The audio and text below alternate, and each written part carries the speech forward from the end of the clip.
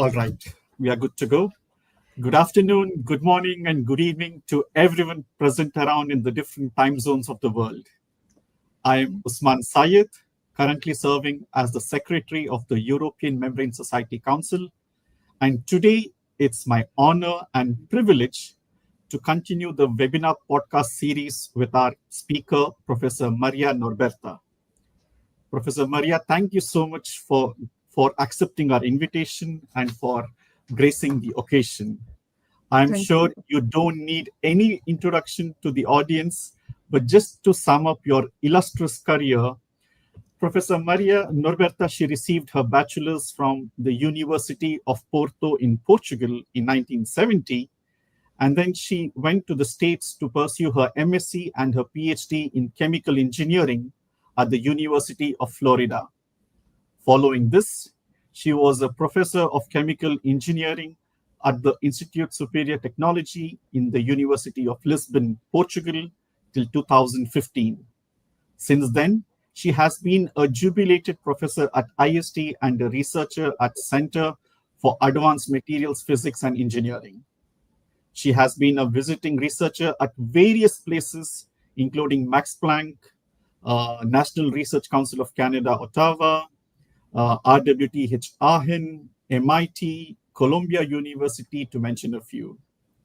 During her career, she has supervised plenty of master's and doctoral students and has been a researcher coordinator of over 35 projects sponsored by the Portuguese Science and Technology Foundation and the European Community, BRIGHT or URAM, ESC, Coal Research, to mention a few.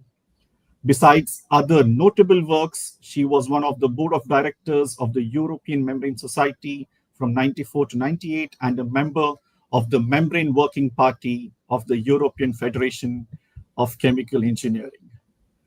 Professor Maria is 80 years young and active, dynamic professor, and to add a personal touch, her students were my supervisors during my doctoral program in the framework of Erasmus Mundus Doctorate in Membrane Engineering. Thank you, Maria, once again for accepting our invitation. Thank you very much. It's a great pleasure to be here. It's really a privilege to be with you. And thank you very much. I'm very pleased. It's our pleasure and honor, Professor Norberta. Well, I can't help but start this webinar podcast with your name. When I was in Portugal, those who did not know you were calling you as Maria, but those who know you closely used to either call you Professor Maria Norberta or just Norberta. And then I Googled your name, and then I found that your name is Maria Norberta Neves Correa de Pinho. Sorry for the mispronunciation, but I would like to ask, and I'm sure the audience would also be eager to know, the Portuguese tradition of naming the babies. Why exactly is your name so short? Yeah. And why do people call you Norberta? Well, in fact, in my generation, most of the girls had two first names, Maria something, and in my case it was Maria Norberta. So abroad, people call me mainly Maria, because I think that it's an easier way of pronouncing. And but at home, people call me Norberta because all the other, there are many Marias. Even in my family, I have two sisters, and both of them, they are Maria something.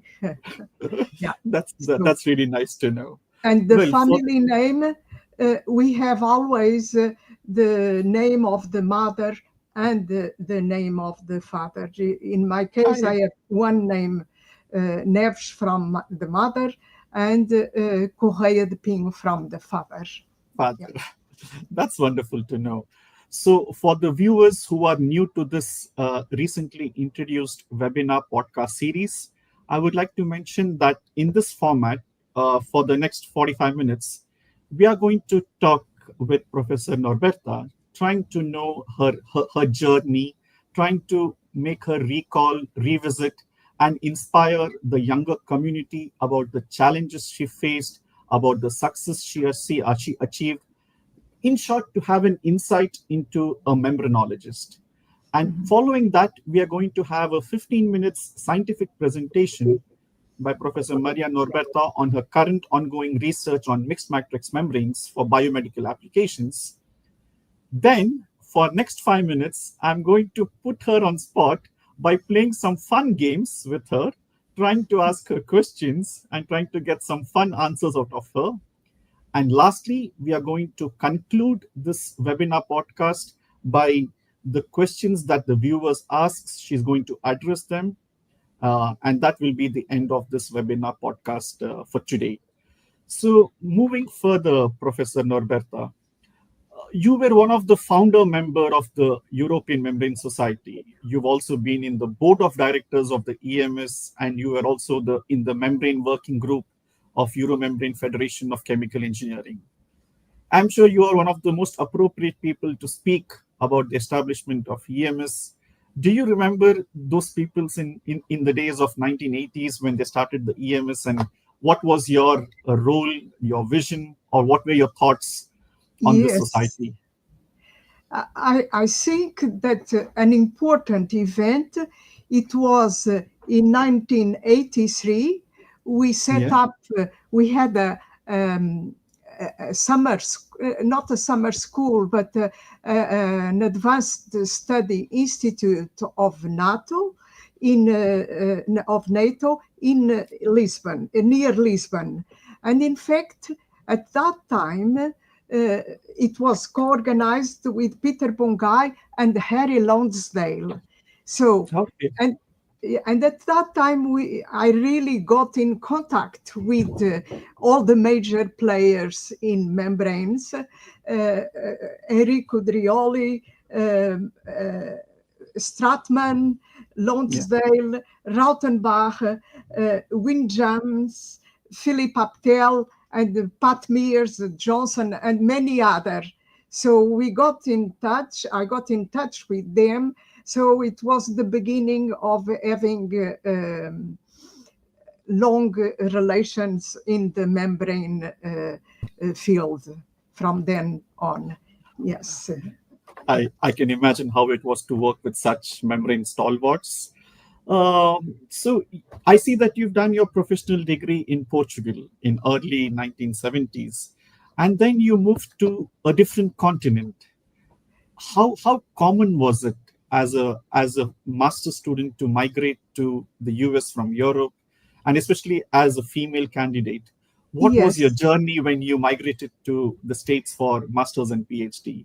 Okay, when I finished my engineering degree, I had a 1 year stay in France with a scholarship of the French government, and I had 1 year in England in a Shell refinery with the scholarship of the Confederation of British Industry. So, and it was then that I got in contact with Fulbright. Fulbright was announcing a call for PhDs in the United States. So I applied, I was selected, and then through the Fulbright, they made the contact with universities, with American universities, and then we selected, and mainly we selected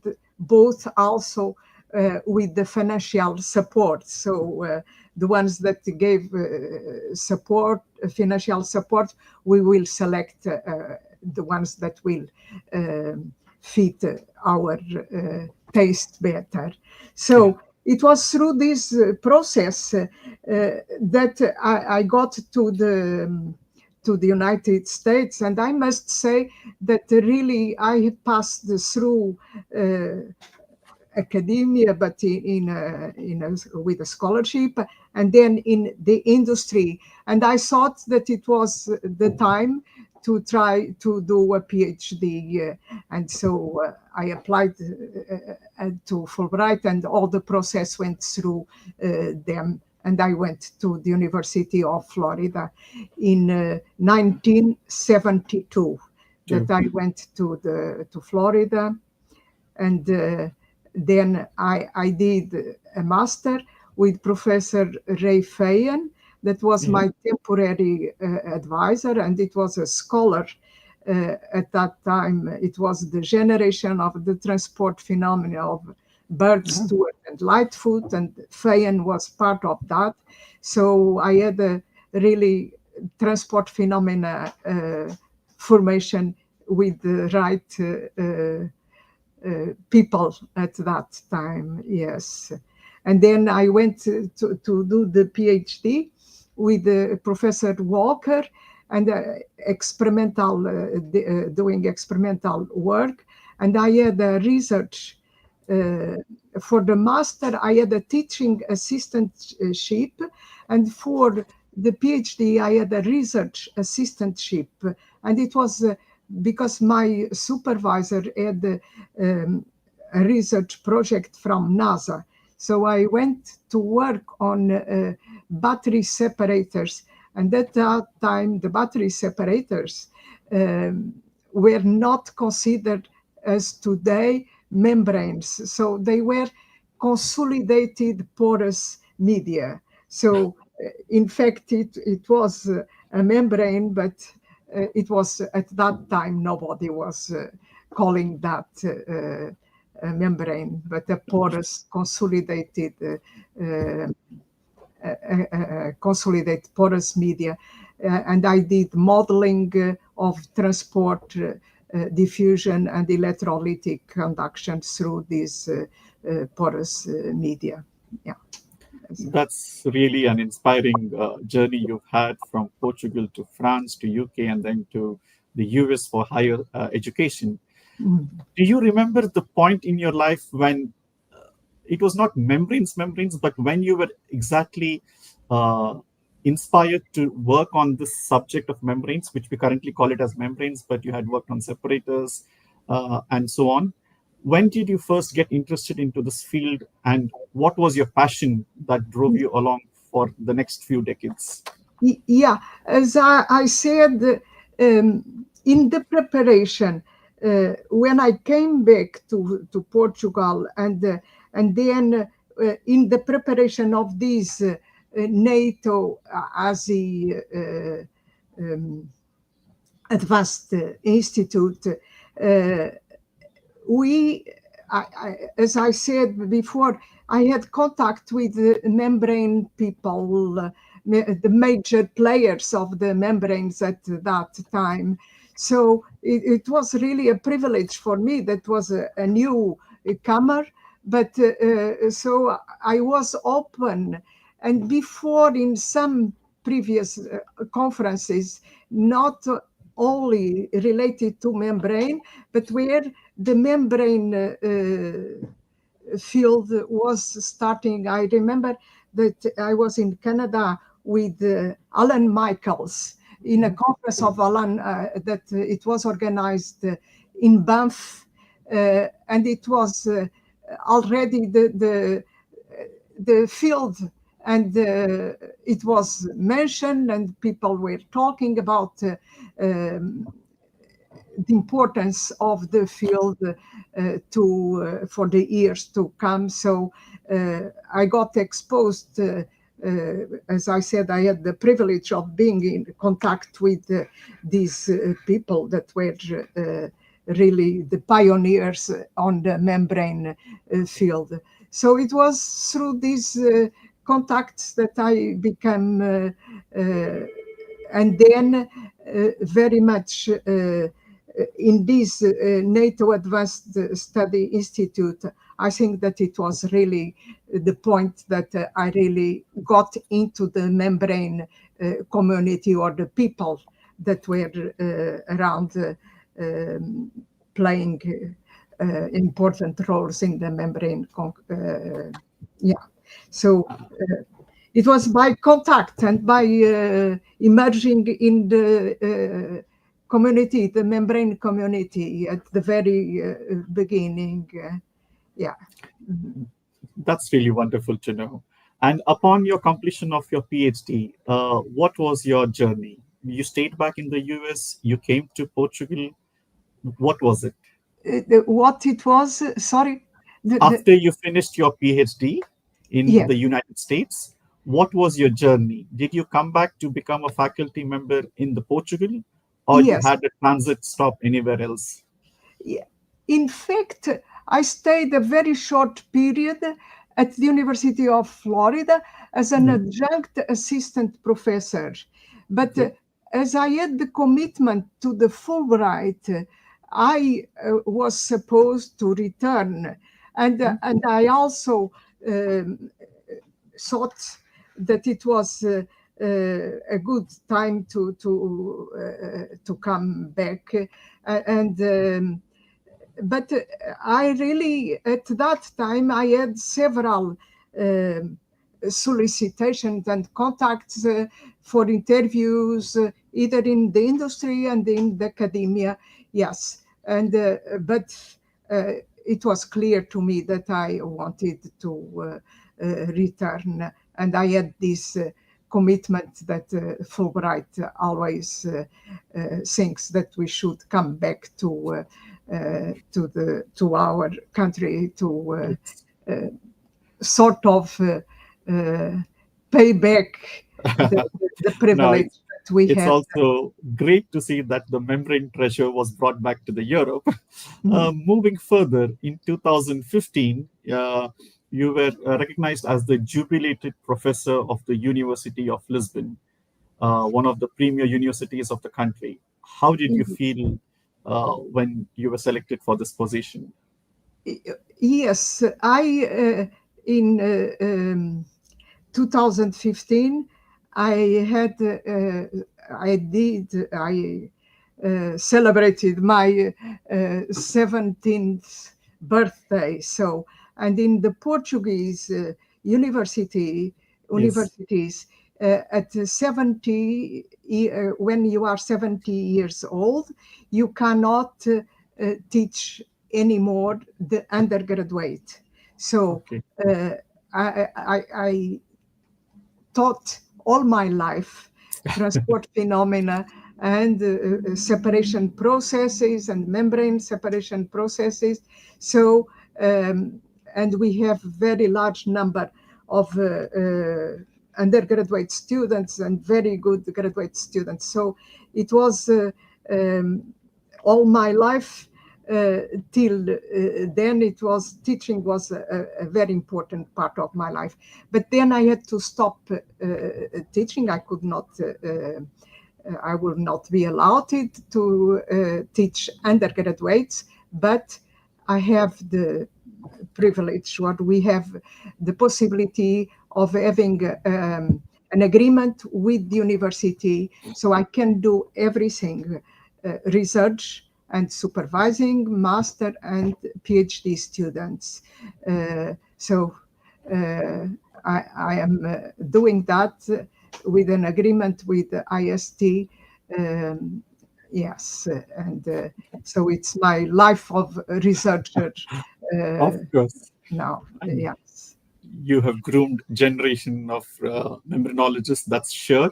And Mm. for now, I would like to highlight to the viewers that in 1994, the woman who worked with turbulence and membranes was recognized as the Portugal's ambassador of membranes.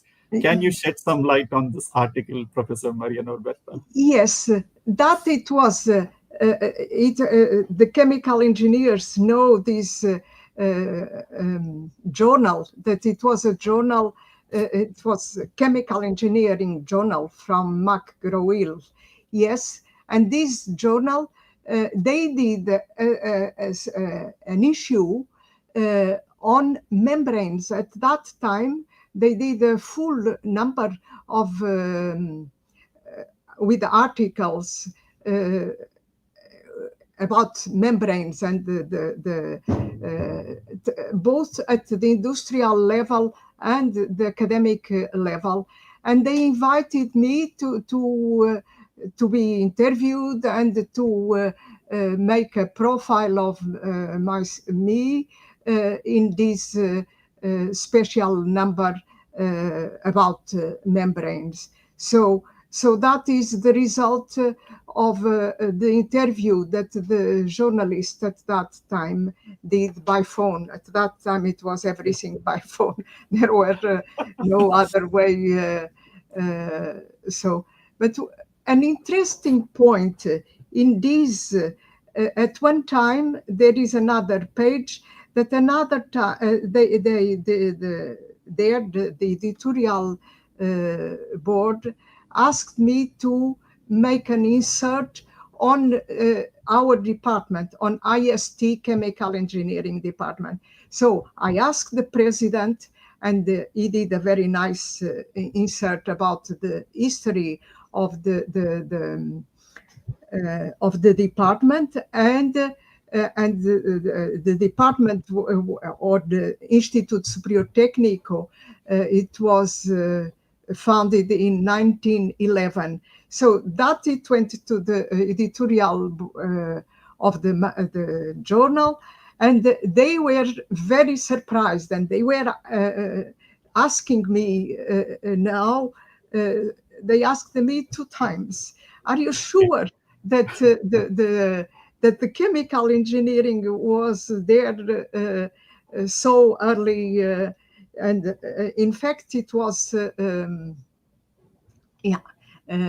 it was the history of IST. So I confirm this data, but it was really a very early stage that the chemical engineering had a place in our institute. Yeah. That's really wonderful to know this fact. As a woman in membrane science, do you recollect any other women researchers during your peak of the career who really inspired you, or whom you had wonderful time to either talk to or to work with in the Yes. last century? Yeah. Yeah, I must say that really Oracadam, it was really a very an example of a scientist, and not only membranes, but a real scientist, a very good scientist. And it was very dear to me to be friend of her. And another woman that I would like to recall, it was Marianne Nystrom, because I visited her in Finland, but we were very good friends and meeting always and having very good relations, professional and personnel. And then one important thing is that one of the first projects, European projects that I had, it was that I coordinated, was a project on pulp and paper nanofiltration. It was the beginning of the nanofiltration, and so we had this large European project on pulp and paper very early very early, and then in this, it evolved the companies, Tecnomembran, Separam in Italy, and TNO in Holland, and were very good, a team of good partners. But then, and it was a Portuguese pulp and paper industry in Setúbal that was involved, and so I became very involved with the pulp and paper industry. And Maria Nystrom, it was also very in Finland, as you know, the Nordic countries, they are pioneered in pulp and paper industries, and they are at the front side of the pulp and paper industries. And then, so we were in the membrane community, the two pulp and paper membrane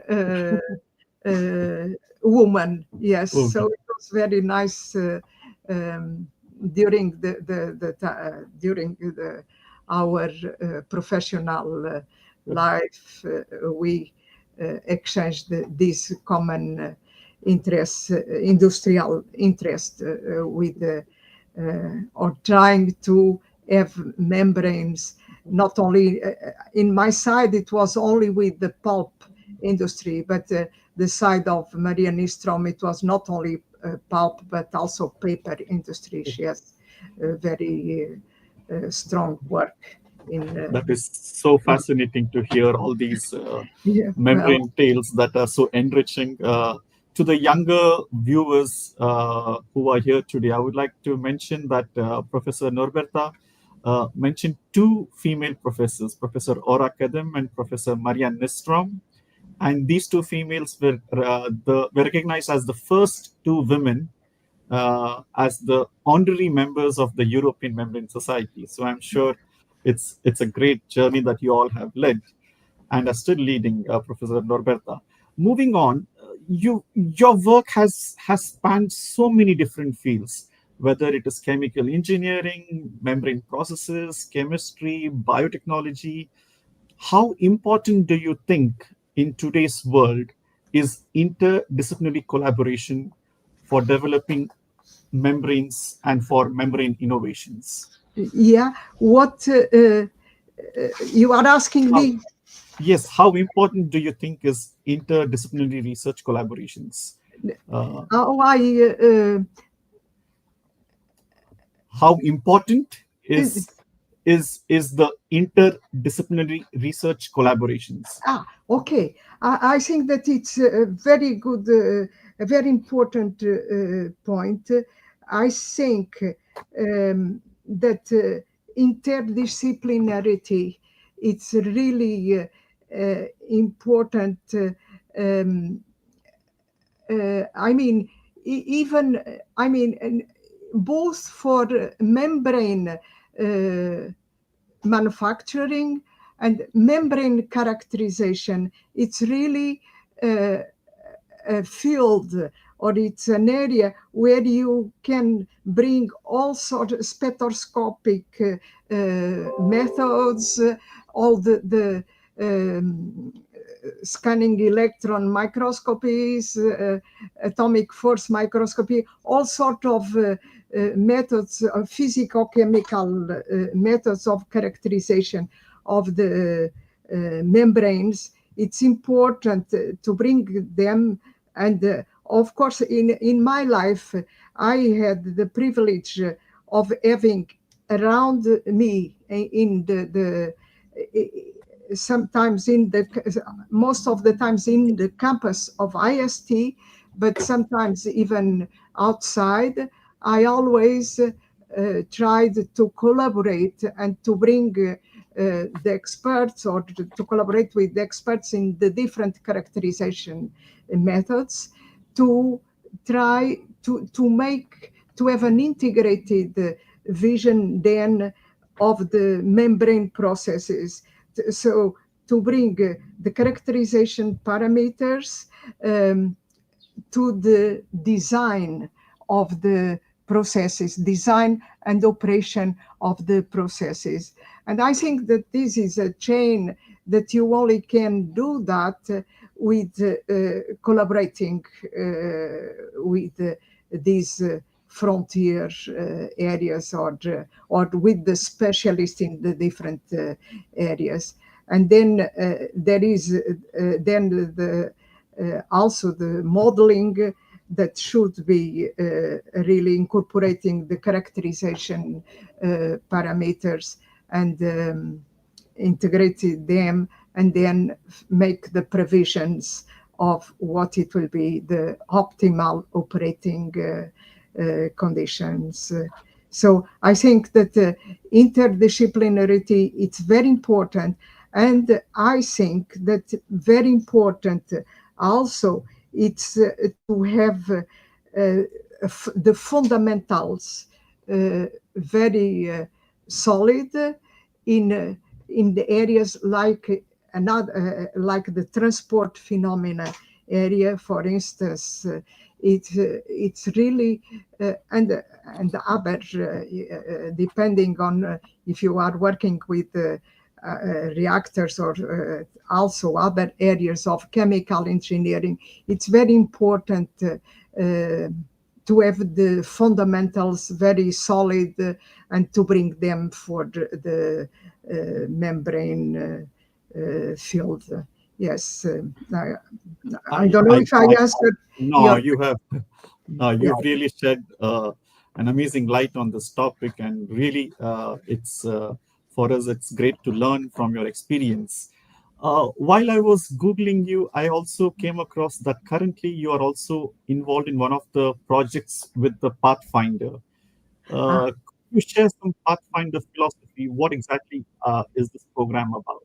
yes, this is one of the projects that I'm very fully involved at Oh, the present time.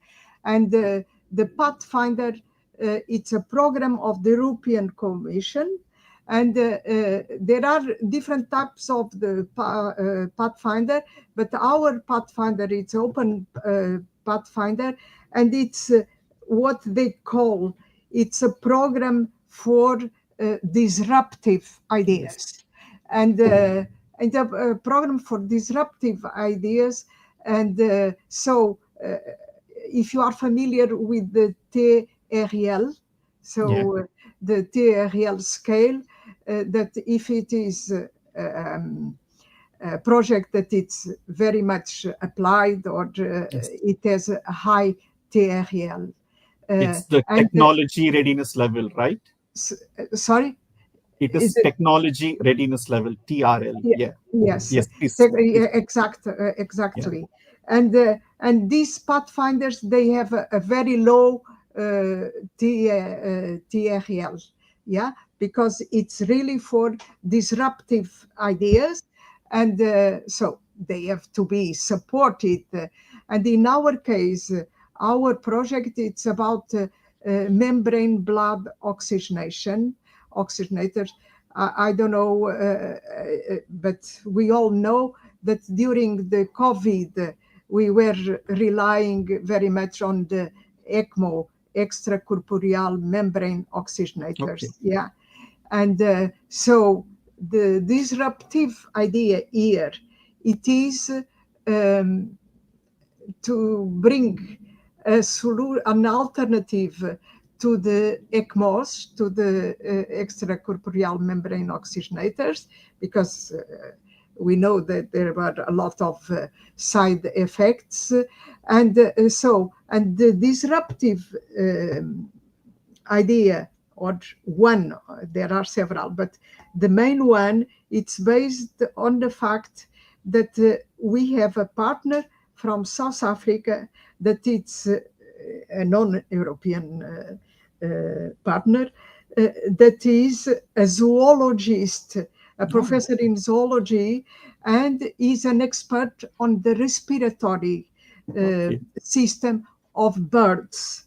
and Hmm. and so and they have a very efficient respiratory system. So the disruptive idea here is try to bring some elements of this efficiency on the respiration of the birds to a device that could be served as for blood oxygenation. Yeah.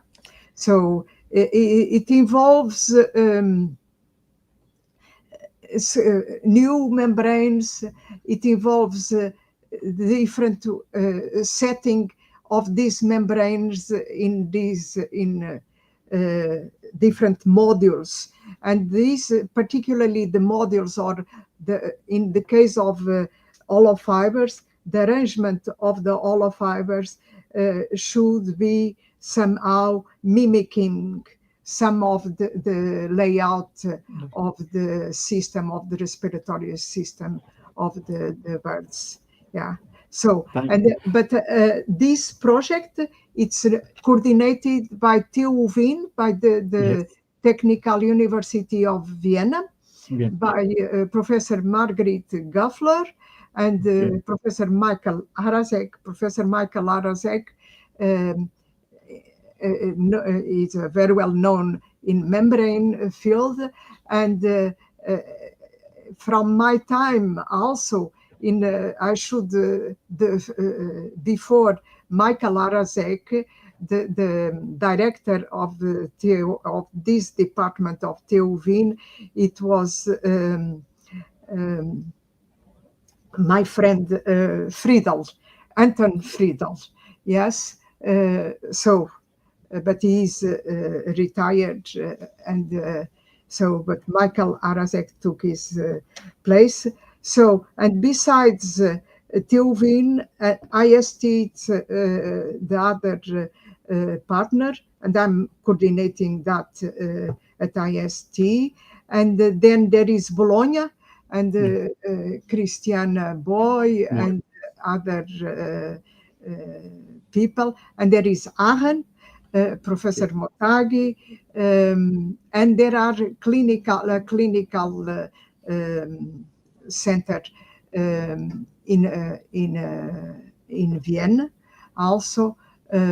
So these are our main partners. Yeah.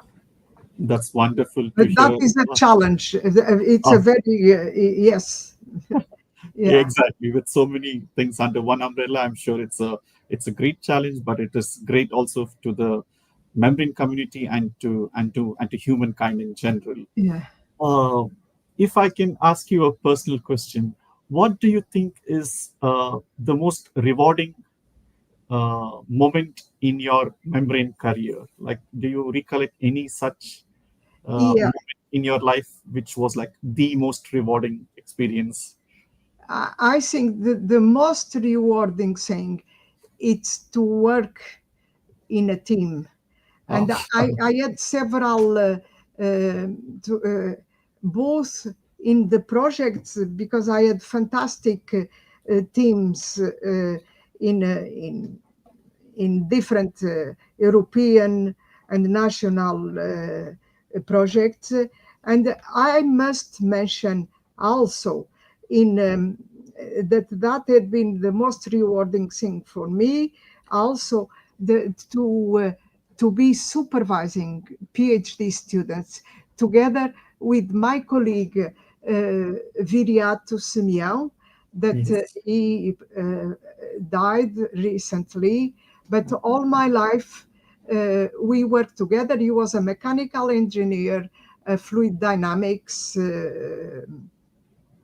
expert, and so the chemical and the emphasis of the chemical engineer more on mass transfer, and his expertise more on fluid dynamics. It was really it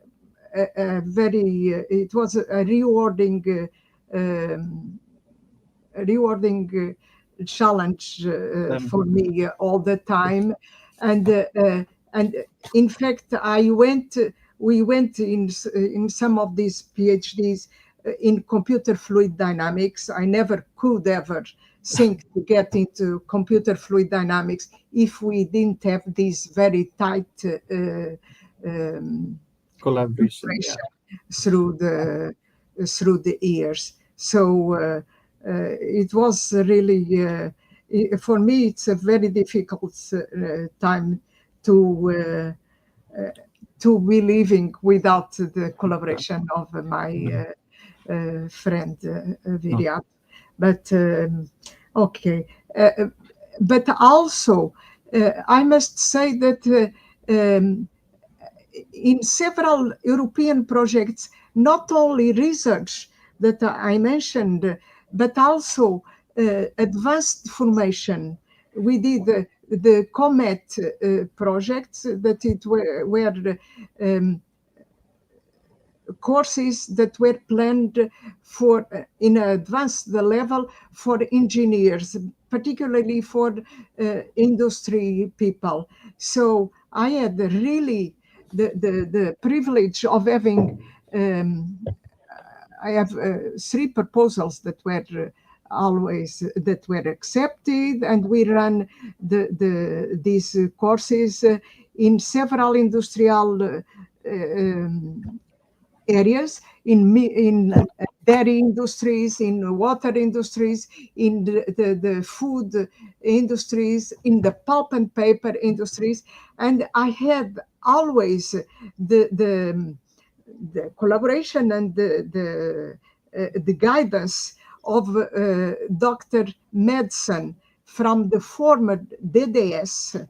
It was, and the former DDS, that now it's Alfa Laval, but the DDS, the Danish company, it was pioneer in membranes, particularly for the pharmaceutical and food industry.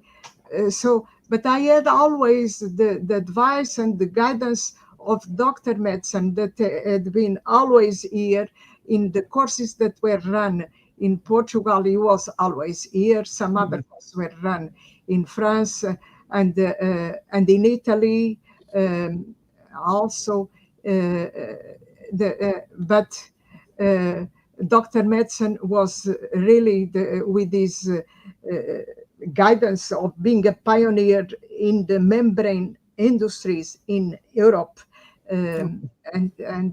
So it was really something that I really enjoyed doing. And it was it was a remarkable time. Thank you so much, Professor, for sharing your words of wisdom. I just have three quick questions to end this interview.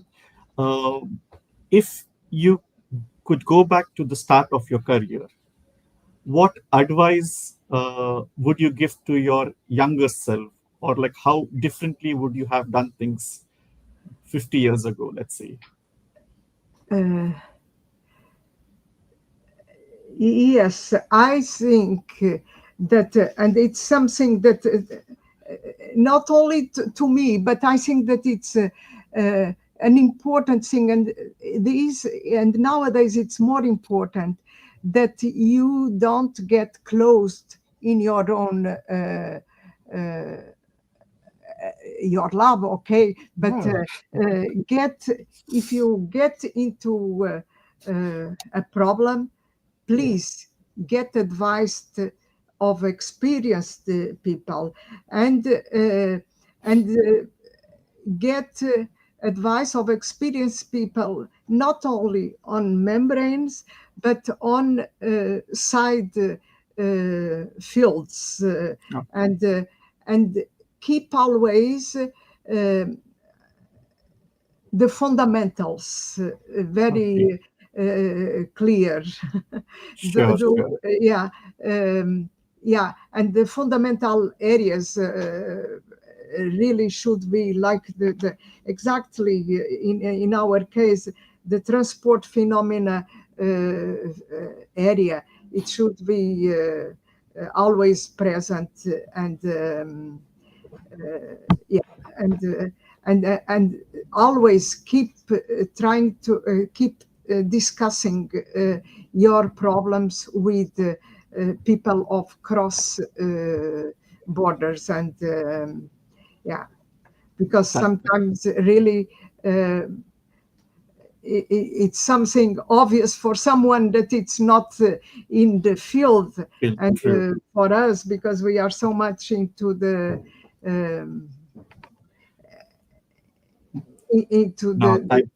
same. I can imagine. Yes. Yes.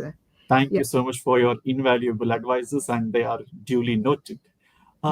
Outside your research, are there any books or publications or resources that you found beneficial for you and you would recommend to someone who is young in the field of membrane science? Yes. Yes. Yeah. I was. I should. I didn't mention with too much emphasis, but I think that Rautenbach was also a mentor to me, and I think that his book in membrane processes, it's an important Yes, book. of course. And it's important book exactly because it has this emphasis on the membrane processes and the integration of the whole area from the manufacturing to the characterization to the modeling to the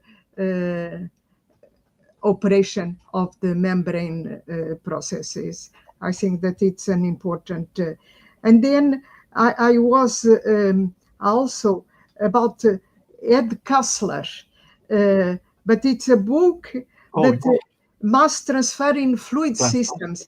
Yeah, systems. it's on a, but it's an important. It's not on membranes, but it's an important book also, and the book of Rayfeyen on fundamentals of transport Phenomenal. phenomena. It is a very important book also for this area of transport phenomena. Oh, And I really helped as a teaching assistant. I helped Professor Feyen to test his book or the drafts of the book with the students, chemical engineering students there in the University of Florida. So, but I think that it's you've really given like the pillars for the fundamental studies. The books are really uh, a yeah, treasure and a weapon for any student in the master's or bachelor's degrees. yeah. The last question, Professor Norberta, is that talking about organizing scientific events, is there any particular event you would like to recollect for the audience? Yes, I think I could mention this NATO Asia Advanced Study Institute, already mentioned, and also the organization of these COMET courses. It Oh, was yes. very important, I already mentioned. And we did some membrane summer schools in 1970. Um, in 1970, we did membrane integration in clean processes, summer school, and we did later on another one. I think that we did two. But one thing that I would like, that it was not organized by me, but I wowould like to recall the tubing in meetings that were Professor Stratman, it was the leader since very early. And I recall particularly in 1986 and 1989, the fifth and the sixth symposium on synthetic membranes in science and industry in Tübingen. And that it was always a reference for us here in Europe. So I think that yeah, I think that were very important meetings that restructured all our membrane community and build up the membrane community, particularly in Europe. Yeah. I can imagine that you have a glorious list of scientific events that you can recall. Thank you so much once again for sharing the wealth of your knowledge.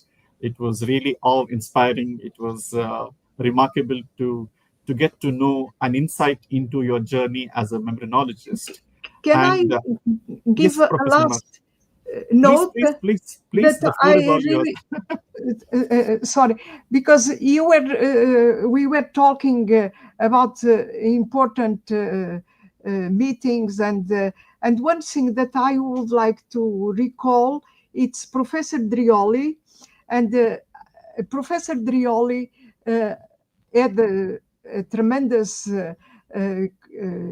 good contact with everybody Of course.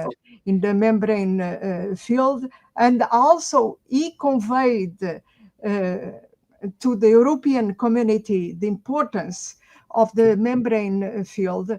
And we did, in fact, with him, we did two actions. One one that it was earlier, that it was European Union. At that time, it was a European community. But anyway, Yes. it was European, financed by European Union, Yes. and with Brazil. We did Okay. a workshop in Brazil, and in Brazil it was Professor Claudio Aber, that was the leader, and so we went an embassy of European people from representing the different countries, and I was representing Portugal. And then we did another action, or Professor Drioli did another coordinated another activity with Southeast Asia, and we went. It was again a group of European representatives of the different countries, and we went to Kuala Lumpur, and we had also a series of workshops, very important there. And all of that, it was always coordinated by Professor Enrico Drioli. Yeah. So it was not only Europe, but it was always expanding to the. That's the true journey of a membrinologist across the borders. Yes.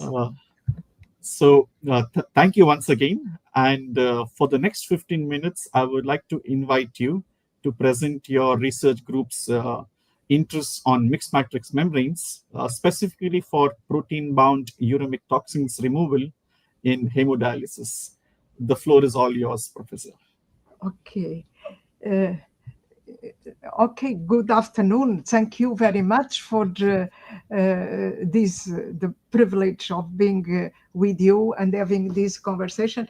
And now I would like then to present some of our last interest, that it's on mixed matrix membranes. It's a very popular, not popular, but a very intense area of research nowadays. For not only for medical applications, but also for energy and so on, for many areas. And I will be talking about the role of the mixed matrix membranes in hemodialysis. And can I have the next slide? Yes. Yeah. And hemodialysis, as we know, we remove the toxins, but there is a group of toxins. Can I have the next slide?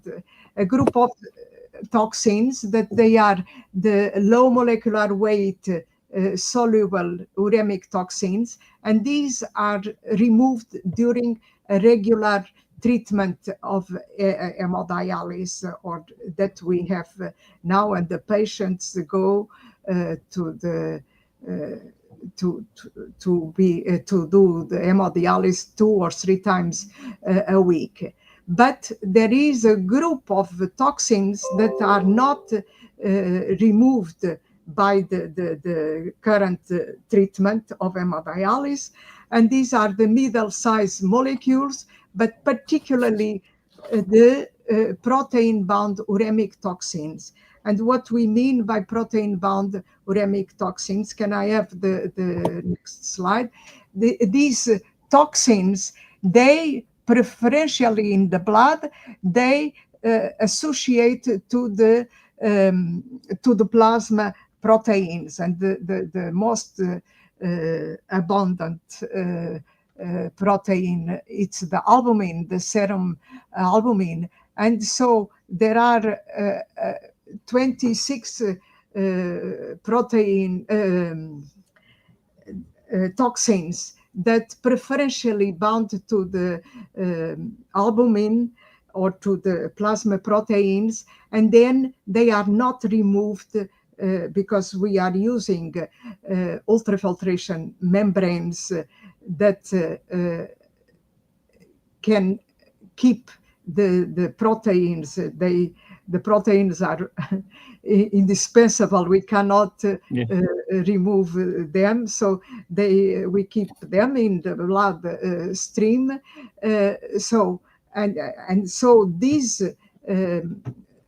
protein-bound uremic toxins, they are large complexes, large molecules that do not go through the membranes of hemodialysis. They have a molecular weight cut off, the membranes, that they are much lower than so.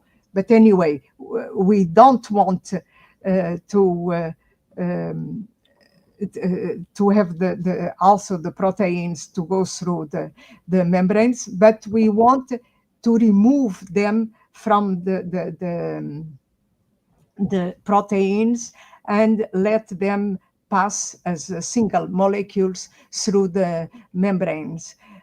So for that, we are doing the mixed matrix membranes, incorporating sorbents that have preferential aptance to get to capture the toxins and to remove them from the albumin. So they preferentially bound to the sorbents that we are incorporating in the membranes, and so they will pass through the membrane. Okay, can I have yes. So our objective is to make the synthesis and characterize these ultrafiltration membranes that are incorporating metal organic frameworks, that they are special sorbents that will attach to the toxins and remove them from the proteins. The next slide. Yeah. Yes. And why in the mixed matrix membranes, it's always a trade-off between the polymeric matrix and the sorbent and the interaction between these two. So why we are choosing cellulose acetate, silica matrix, because in former times, all the hemodialysis, it was regenerated cellulose till the 70s, but then there were hemocompatibility problems, and then it came the esters of cellulose, like the cellulose acetate, that substitute the hydroxyl groups that were creating complement protein interaction, so hemocompatibility problems. So, but the cellulose acetate, they have also problems because they are very fragile. They don't chemically and mechanically, but particularly chemically, they cannot stand high pH and so on. So what we did now, and we are investing, it's to get the phase inversion method for casting membranes together with the sol gel. And the sol gel, the combination with sol gel method, it's to get the silica bound to the cellulose acetate matrix, covalently bound. So, and that we have been working with these membranes that really proved to be to overcome some of these problems. And it's in this matrix, the next slide. It's in the next, yeah. It's in this, okay, this is the coupling of the phase inversion with the sol gel method to get the silica covalently bound to the cellulose acetate. And the next slide will tell, the next slide, we have here different, with the silica precursor, the membranes, and with different contents of silica. And we really are sure through this ATF-TIR spectra that we have the silica covalently bound to the cellulose acetate. The next slide. Yes. Yeah. So, and what about the sorbent, the metal organic framework? It's a very common one, and it is synthesized, the UEO 66, that it's a zirconia-based metal organic framework, and we incorporate that in the casting solutions of the membranes. So, and we are trying different contents, and we will see the next slide. The next slide. Okay. Why? The reason why we got this MOF, and here we have the pecresyl sulfate, that it's one of the toxins that preferentially binds to the serum albumin, and in this case is bovine serum albumin. Yeah, and so, and in this graph we can see that if we mix the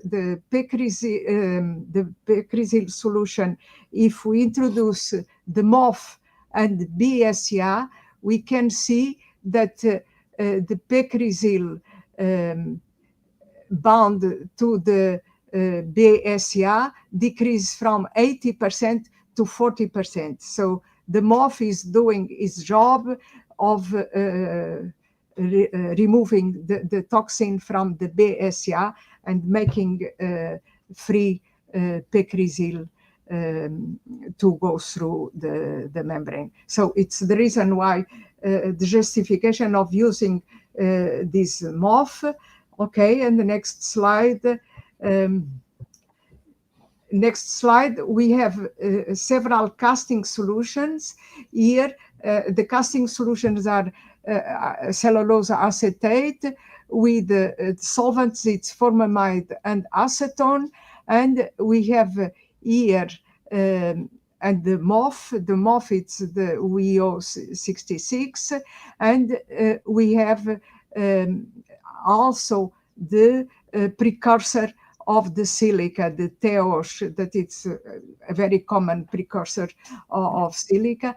And we have these compositions of the casting solutions with different contents of MOF, 1%, 1.5%, and 2% and 2.5%. And so we cast these solutions, and as we see, we disperse, and this is a crucial point. And I must say that it's also a crucial and a risky point in the project, in other projects, but in the project, in the bio members also, it's for other type of membranes, but the dispersion of a MOF, it's also a crucial point in the synthesis of mixed matrix membranes. So we cast these membranes with an evaporation time of 30 seconds, and with these casting solutions, and then we are testing these membranes. Yes, am I taking too much Yes. time? It's fine, Professor. Please continue. Sorry? It's fine. Please continue, Professor. Yes, okay. So here we have the characteristics, the first assessment of these membranes that, as we know, the first indication of what the membranes will perform, how they will perform, it's the hydraulic permeability. And here we have hydraulic permeabilities that go from 14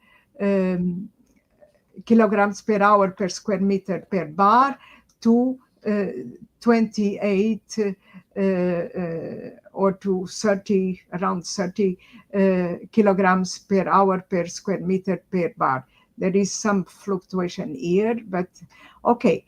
And then we see that we have also the molecular weight cutoff that also goes from a large range from we have here from around 3 kilodalton to 14 kilodalton.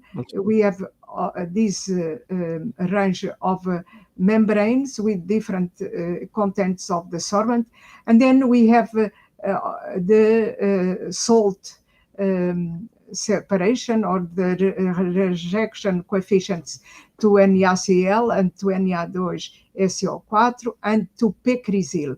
And we have low rejections, but not 20% around to pecresil. Okay, and then next slide. And okay, we have here the what I just said, the range, the fluxes, the permeation fluxes for the different membranes, and the permeation fluxes to the different components, to the salts and to the pecresil. And we see here that the increase of the amount of MOF will increase the fluxes. Okay, next slide. And the next slides are about the adsorption isotherms for the different membranes and also for free WEO synthesis. And as we can see, the membranes, they have lower adsorption rates. Okay, but they are also, we can see then again that the membranes with 1%, it will be the best performing membranes. Okay, next slide. Okay, this is again the variation of the pecresil adsorption per unit mass of membrane for all membranes with different contents of solvent. Okay, so and here again it's a comparison between the pecresil adsorption isotherms in the presence of the MOF with the different contents and the BSA. And as we can see, we have the WEOS synthesis in a very very good adsorption coefficients. And the next, and now we have the conclusions. Okay, in the presence of MOF will bring down the pecresil bound to the protein from 80% to 40%. So we are in the right way to use this MOF and to compete with the protein and displace these membranes will displace the protein from the toxin from the protein. And the content of the MOF or its increase result in higher hydraulic permeabilities, as we already saw, from 14 to 30, around 30 kilograms per hour per square meter per bar, and higher molecular weight cutoffs ranging from 3 or 4 to 15 kilo Dalton. Okay, and now the results, these membranes with MOF presented are good competitors to the protein bound to the toxin bound to the protein. So, and we really think that around 1.5% of MOF it will be the best membranes to do this job. Yeah. Okay, so this is future work, but yeah. And another point that it's really important, and that I only mention the protein-bound uremic toxins, the problem of the protein-bound uremic toxins, but the removal of middle-sized uremic toxins is also a problem in hemodialysis. Okay, but this, and then the point always present in research in mixed matrix membranes, it is the interaction of the MOF or of the filler with the membrane matrix. And that we are starting doing that, but it's really an intense area that has to be done. Okay. Yes, and now I am very grateful to all these, to my collaborators, Miguel Minhalma, Miguel Pereira da Silva, and the student Diogo Barradas, and my colleague Moisés Pinto. Okay, and the acknowledgement of the Fundação para a Ciência e Tecnologia for sponsoring all this work. Thank you. Thank you very much. Thank you so much, Professor Norberta, for such enlightening talk. And now we move to the last phase of the webinar podcast, which is to play 3 quick games with you. Okay. So now we are playing. Now we are playing. Now it's a fun time. The serious part is over. Yeah. So the first game is called as choose either this or that. I'm going to ask you 10 questions. You have to select one of the 2 options given to you. You're not supposed to take long time, whatever comes first in your mind. Yeah. All okay. right.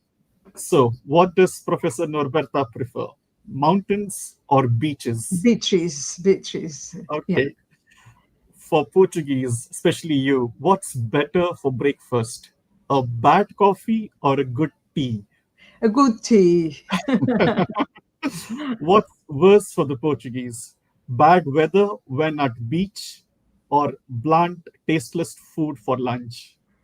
Bland food for lunch. Okay. Yeah. And for you, what's more time consuming? Reviewing a badly written average article or an excellent article with breakthrough results?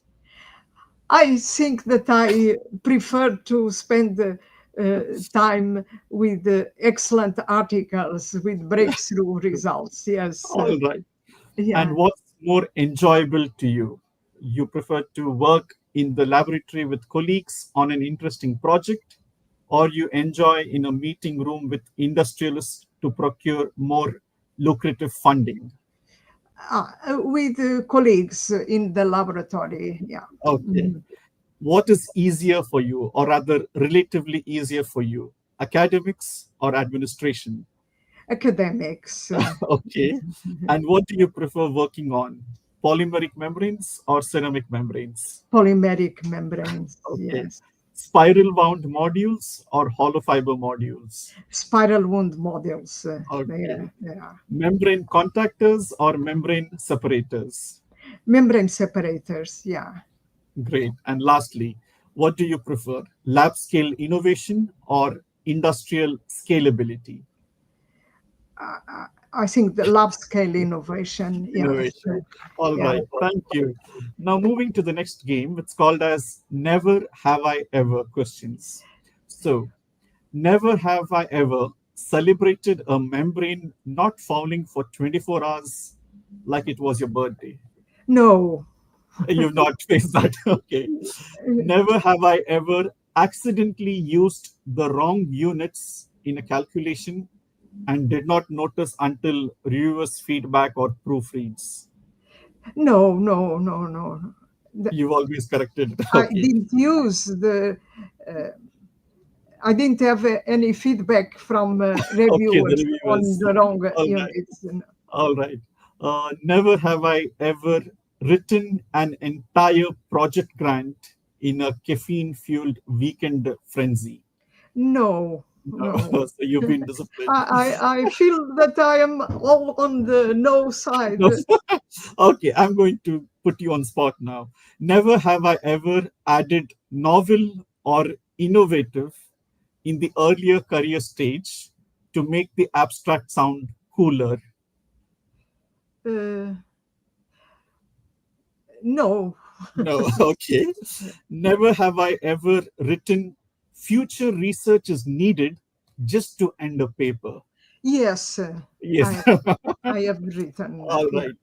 Uh, Never have I ever gone out of the laboratory accidentally wearing a lab coat. No. No. No. No. Or that I remember. Okay. Never have I ever secretly loved the peer review feedback because it made your paper stronger. Yes. You Mm. have. Okay. Mm. Never have I ever skipped the conference gala dinner to revise a grant proposal. No. No. No. Okay. I didn't skip the. I skipped a few gala dinners, but for other reasons, not for Reason. Okay. to review. Yeah. Okay. Never have I ever lost track of time while answering someone's questions after you Oh, finish the talk at a conference. yes. Yes. Yes. Okay. And lastly, never have I ever whispered finally when someone in the audience asked a smart question. No. No. No. Okay. That's great. We are having fun here. So the last game is called as rapid fire questions, where you should answer rapidly and the fire and a fury answer.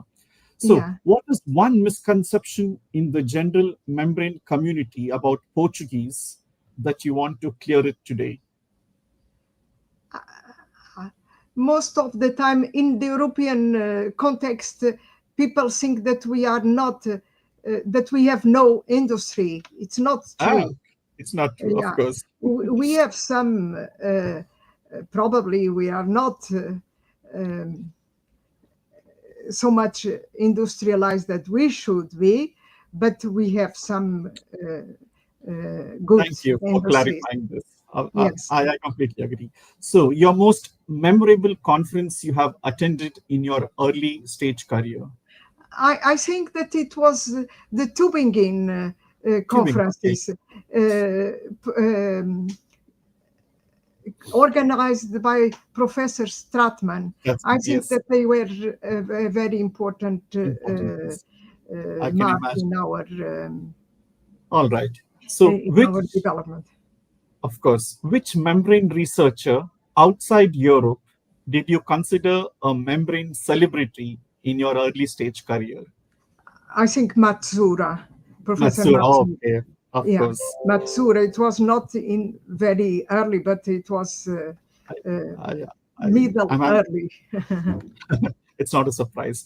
Anyhow, one scientific myth you wish would disappear. It's that there are no immediate solutions. Yeah, Okay, yes. you have to That's a good one. Yes, I can. to That's a give good one. always some thought True, true, true. and think about it. Don't rush into Into it. All immediate right. solutions. Yeah. Of course. What do you think is the most underrated material in membrane technologies? Uh, you mean Any any membrane material that is actually very good, but it is not so much recognized. yeah? Uh, I think that the cellulose acetate, Yes. yeah, because it was the pioneer for the first reverse osmosis membranes, Yes. the asymmetric phase inversion membranes. It was the Yes. ones that made the desalination Yes. uh, Yeah, in a possible different at field, of the course. stage that we have it right now. Um, and uh, and then because the drawbacks that I just talked, Yes. the cleaning, it will be difficult, and it got into well, other materials came in, Okay. like the polyamide, Yes. and the polysulfones, and so on, all the other polymers. But I think that it will be good to bring them back. But all right. But with the now with the mixed matrix membranes, Of and course, of so course, of to course. improve To take the advantage. their weak points. Yeah. I completely agree. What is the favorite part of your research process? Idea, experiment, or impact? Idea, I think. Okay. See, What's your favorite Portuguese sweet dish? leite creme. Like How do you say it in English? Yeah. milk pudding, let's say, late cream. Yeah. Yes. Yeah. Yes, Yeah. of course, it's delicious. If you were not a scientist, what would Professor Norberta be? I would like to be an artist. All right, that's Yeah. interesting. But uh, Well, painting, we want you here in the membranes. cutting, yes. One word you would like to describe membranes? Selectivity. Of course, yes. And last question. One word that describes the Professor Maria Norberta. Living in a non-realistic world sometimes. Oh no. In All a, right. in a, probably in an ideal world that does not exist. No, of course not. Thank you. Yeah. Thank you so much, Professor Maria Norberta. It's I'm my sure the pleasure, and I audience thank had. you. It's myself. No, I it's a thank pleasure. you very much. Yeah, It's it's it's really a always a pleasure. pleasure. Anyhow, now we come to an end of this webinar podcast for this semester. I thank you and the previous speakers for sharing the journeys, and I'm sure the young membrane community has gained a lot of important points from your parts in the field of membrane careers. And thank you once again, and looking forward to meeting you around in various other scientific events. And thank you for the audience for participating in today's webinar podcast series. And we shall be back next semester with many such formats. Thank you so much, and wish you all a good evening or to the respective time zones. Bye Thank bye. you. Bye bye. Thank you. Thank you very much. Thank you. Thank you.